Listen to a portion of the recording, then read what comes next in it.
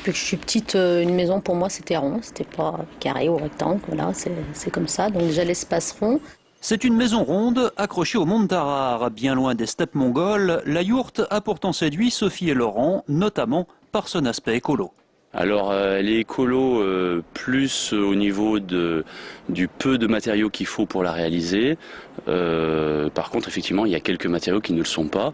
Le plus important c'est celui qu'on voit en premier, c'est la bâche vinylique qui protège la yourte. La yourte repose sur pilotis, à l'intérieur plancher et chauffage au bois. Avantage, elle est très lumineuse.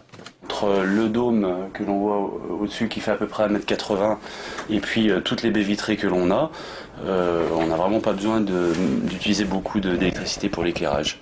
Sophie et Laurent ont monté eux-mêmes avec l'aide de copains leur yourte achetée en kit aux États-Unis, mais ils ont pris la précaution avant d'obtenir leur permis de construire. On est propriétaire du terrain et effectivement ça nécessite un permis de construire. Alors toute la difficulté se trouve là d'ailleurs. En France, les permis de construire ne sont pas faciles à obtenir. Pourtant, la yourte, vue comme ça, c'est presque une maison comme une autre. Voici la chambre des enfants et la cabine de douche. On est bien loin du camping sous la tente.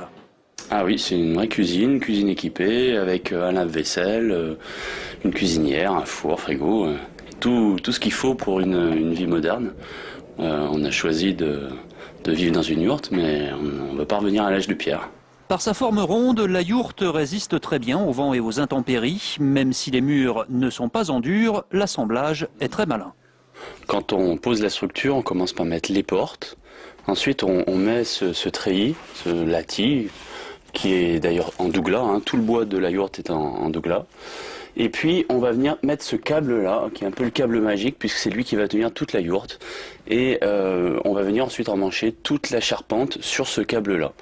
Donc c'est vraiment l'ensemble qui se tient par lui-même.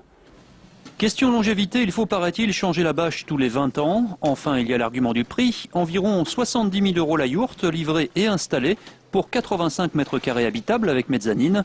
De quoi rester zen, même en pleine crise de l'immobilier.